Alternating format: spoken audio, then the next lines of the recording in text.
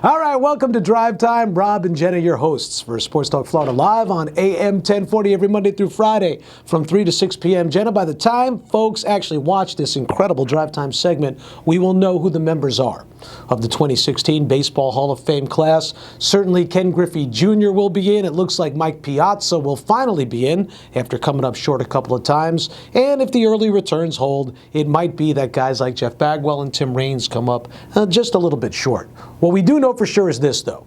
The steroid guys, Barry Bonds, Mark McGwire, Sammy Sosa, Roger Clemens, still nowhere near getting in. And by the way, for Mark McGwire, this will be his last time on the ballot. And, we talked about this earlier, the fact that by the time this video goes out, more than likely that's when we're going to find out the final result. So, yeah, it really doesn't look like those guys probably going to get in. Who knows, though? But just based on some of the early returns, as you said, not looking likely. And it's kind of difficult to do because they played such a large role in baseball's history. I think baseball turned a blind eye to that. They wanted to see those records fall. And in doing so, now all of these players have asterisks next to their names in the history book, and how do you go about handling it? The writers get to determine who goes in and who doesn't. Unless, of course, you're Pete Rose, then the writers don't get an opportunity to vote on you.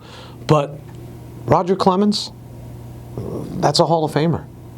Barry Bonds, that's a Hall of Famer. Well, and these are just the guys that got caught, too. How many guys during this era do you think that didn't even come close to touching some of these records that they were able to break?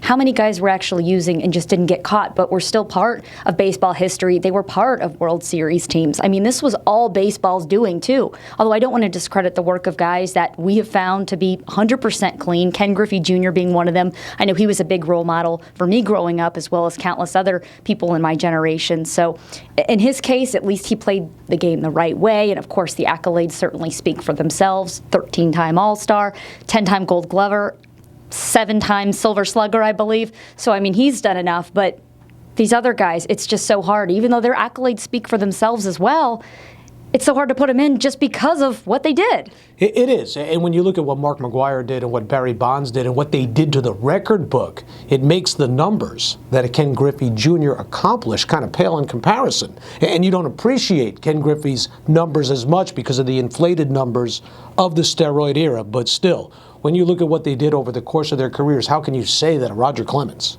or a Barry Bonds is not a Hall of Famer? I mean, to me, they most certainly are, but you're putting the writers in a very difficult spot. And while we're on the subject of Griffey, another thing we know, he's not going to be unanimous. Nobody ever has been unanimous in the What's first the round. Closest thing to that we've seen? Tom Seaver, I think, was closest, 98.84 or something like that. That's still pretty good. And Nolan Ryan was about the same. But, oh, gosh. Well, I mean, look at how many. I remember going back to the All-Star game. How many teams was he part of? I want to say it was 4 teams that he was part of their top 4 for a franchise. I mean, his career was just out of this world. I know Babe Ruth wasn't unanimous. I know Ty Cobb wasn't unanimous, but that was a different era when there were a lot of personal grudges amongst the voters. And that's really a shame, too. I mean, honestly, anybody who isn't voting Ken Griffey Jr.